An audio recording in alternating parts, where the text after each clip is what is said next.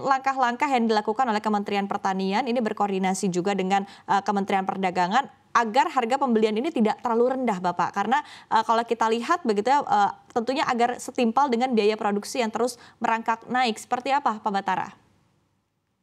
Sebenarnya saat ini kan sebenarnya kalau kita pantau ya harga pembelian di petani itu sekarang sebenarnya kan memang sebenarnya sangat menggairahkan. Sebenarnya itu salah satu harapan kita dengan harga yang lebih bagus saat ini mendorong juga petani-petani itu secara swadaya untuk melakukan percepatan tanam ya, artinya meningkatkan produksi melalui indeks pertanaman. Dan harapan kita juga artinya harga ini juga kita sadari sebagai bagian dari partisipasi publik ya untuk mensejahterakan petani kita. Jangan sampai kita berwacana artinya mengharapkan harga murah tapi petani kita tidak berminat untuk meneruskan usaha yang menjadi kehidupan dia. Dan ini mungkin yang perlu dengan koordinasi dengan perdagangan sehingga harga di petani itu harus dilihat dari sisi yang lebih objektif, di mana petani kita itu lebih banyak sebenarnya bekerjanya itu dengan menggunakan ibaratnya luasan-luasan yang kecil, dan kedua mereka berada di daerah-daerah yang mungkin agak sulit, sehingga itu mungkin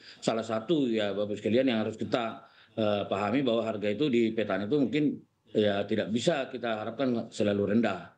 Itu salah satu yang harus kita sadar, dan kami selalu melakukan koordinasi dengan Kementerian Perdagangan agar sama-sama kita melihat konstruksi harga ini menjadi bagian dari daya tarik bagi petani ke depannya secara berkelanjutan. Yang penting itu adalah jangan sampai misalnya petani yang dibebankan untuk menanggung ibaratnya risiko yang dihadapi mereka, sementara mereka risikonya sangat banyak di dalam berusaha tani itu. Itu mungkin yang harus kita pahami saat ini, dan kita harus jaga agar harga itu tetap kondusif bagi petani. Oke, baik. Nah, kemudian di satu sisi yang baru-baru ini juga tengah kembali ramai begitu ya, berkaitan juga dengan food estate, apalagi kemarin juga sempat dibahas sebetulnya dalam debat Pilpres yang keempat begitu ya, berkaitan juga dengan produksi food estate. Salah satu komoditas yang diproduksi ini adalah jagung begitu ya, padahal sebetulnya food estate yang diproduksi yang menghasilkan produksi jagung ini sebetulnya ditujukan untuk komoditas lain. Nah, ini seperti apa tanggapan Anda dan juga mungkin dari sisi realisasi produksi food estate sendiri, penilaian dari Kementerian Pertanian seperti apa? Kalau kita kan food estate itu kan salah satu yang sudah diamanatkan sebenarnya di peraturan pemerintah ya. Artinya dulu sebelum adanya Undang-Undang Cipta Kerja ini kan sudah ada di PP 18 tahun 2010 ya tentang usaha budidaya tanam pangan ya. Jadi food estate ini kan terjemahan di situ adalah skala luas. Dan harapan kita kan sebenarnya memang miniatur dari pembangunan pertanian ini harus di dalam konteks skala luas. Karena apa? Dia bisa meningkatkan efisiensi yang sangat kuat, dan ini hasilnya yang mungkin harus kita samakan persepsi. Jadi upaya-upaya kita misalnya melihat realitas yang ada di masing-masing lokasi kan agak berbeda-beda ya, karena tekstur lahan berbeda-beda, dan food estate ini harus kita dorong dengan baik karena hanya ini cara kita untuk melihat kembali lahan-lahan kita berkelanjutan ke depannya untuk menopang ya kebutuhan pangan kita. Dan saat ini di beberapa tempat yang dulunya kita sudah kembangkan food estate itu masih berjalan, Mbak. Tapi ya itu tadi kita perlu eksplorasi yang lebih mendalam terkait dengan penataan kelembagaan ya, karena sebenarnya kan pemerintah pusat kan sudah memberikan fasilitasi yang cukup ya untuk memperkuat itu, dan ini yang mungkin kita harus rapikan kembali, artinya kita tingkatkan kembali sehingga produktivitas yang ada di food estate dan ketersediaan sarana seperti ketersediaan air mungkin harus kita kembangkan lagi lebih tajam sehingga bisa meningkatkan indeks pertanaman yang lebih ya, mungkin 1 menjadi 2 atau 2 menjadi 3. Ini pekerjaan yang tidak mudah ya, jadi kita tidak bisa melihat food estate itu ibaratnya seperti membalikkan telapak tangan, dan ini pemerintah sangat konsen untuk mendorong ini ya. Dan di beberapa daerah sebenarnya tanpa kita dorong, mereka juga sebenarnya sudah mengembangkan lahan-lahan jagung ya. Misalnya di daerah Sumatera Utara itu ada beberapa kabupaten saat ini sudah mengembangkan lokasi-lokasi food estate yang kedepannya itu menjadi daya topang peningkatan produksi kita di masa mendatang. Itu mungkin yang harus kita catat ya. Jadi food estate ini sebuah langkah besar sebenarnya yang harus kita jaga, kita pelihara, kekurangan-kekurangannya ya kita perbaiki. Itu mungkin, Mbak. Oke, baik. Tapi di satu sisi Pak Batara tadi kan Anda menyebutkan tidak semudah membalikkan telapak tangan begitu ya, dan kemarin juga sebetulnya sudah ditekankan begitu oleh salah satu pasangan calon begitu berkaitan dengan food estate sendiri, disebutkan bahwa sebetulnya memang tidak hanya dalam beberapa kali panen saja begitu, tapi juga perlu hingga 8 kali begitu ya untuk melihat apakah ini program berhasil ataupun juga tidak begitu. Nah, tapi sebetulnya mungkin kalau kita lihat dari sisi kendalanya sendiri Pak Batara, apa yang menjadi kendala utama dalam produksi di food estate sendiri?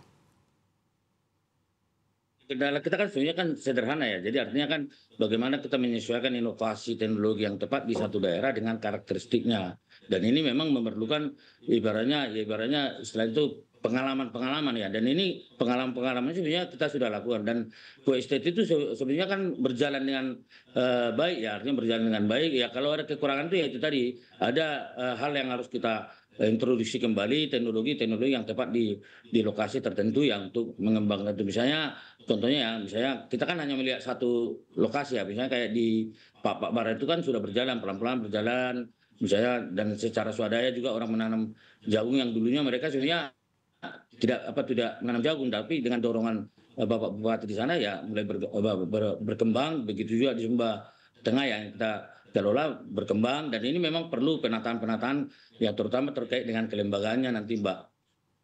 Oke, berkaitan dengan kelembagaannya, apakah ada catatan khusus berkaitan dengan hal itu, Pak Batara? Ya catatannya itu, kita butuh pelaku usaha yang seperti disampaikan oleh Pak Menteri, Mhm. ya untuk mengembangkan suatu kawasan bisnis yang sangat modern itu memang memerlukan orang-orang yang profesional ya. Itu yang disebut istilahnya petani yang memiliki ya rasa milenial lah. Dan ini memang yang kita lagi garap ya. Artinya kita juga salah satunya artinya harus berkolaborasi dengan perusahaan-perusahaan yang pengguna ini ya. Artinya misalnya kayak di Jagung ini kan teman-teman GPMT ya harusnya ikut juga terlibat untuk mendukung kita dalam rangka untuk misalnya mengobceker usaha-usaha yang ada di sana. Karena kadang-kadang misalnya kalau tiba-tiba misalnya produksi banyak tapi tidak ada obceker itu membuat kembali petani itu malas untuk menanam. Ini yang harus kita jaga betul ya hubungan kelembagaan ini kolaborasi antara pengguna dengan produsen yang ada di lokasi-lokasi produksi terutama misalnya di food estate nantinya. Oke, baik. Kemudian kita ketahui juga begitu Pak ada target ya dari Mentan sendiri berkaitan juga dengan swasembada jagung yang ingin dicapai dalam 3 tahun ke depan. Optimisme Anda seperti apa dan mungkin untuk mewujudkan hal ini apa saja yang bisa dilakukan dan perlu ditingkatkan Pak Batara? Kalau saya pribadi sih saya setuju dengan Bapak Menteri ya, Bapak Menteri Pertanian. Karena seperti yang saya sampaikan tadi di awal, bahwa kita itu tahun 2022 itu kita bisa mencapai 16,5 juta ton.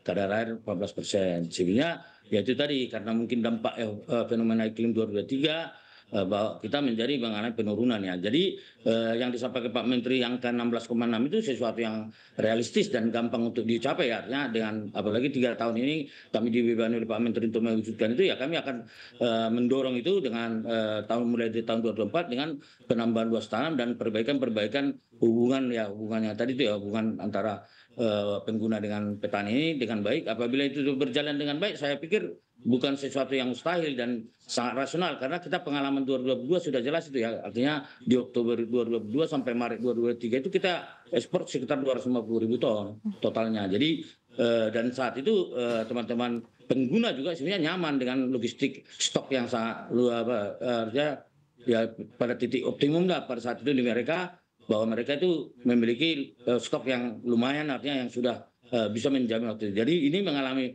fase agak penurunan 2023 ya tadi itu karena ada dampak perubahan iklim yang sangat ekstrim saat itu yang menyebabkan ya ada penurunan produktivitas atau segala macam dan ini arahan Pak Menteri itu sudah jelas ya. Jadi kita akan perluas tanam, kita akan meningkatkan produktivitas, kita akan mendorong kolaborasi artinya teman-teman pengguna juga harus terlibat di dalamnya sehingga jangan hanya misalnya mereka melihat misalnya teman-teman petani itu sebagai hanya objek untuk bahan baku tapi mereka bagian dari perlindungan dari pelaku usaha kami artinya petani-petani kami itu untuk dilindungi agar bisa bekerja secara berkelanjutan dan ini pasti akan tercapai di durasi 3 tahun itu akan tercapai sesuai dengan agenda Pak Menteri. Oke.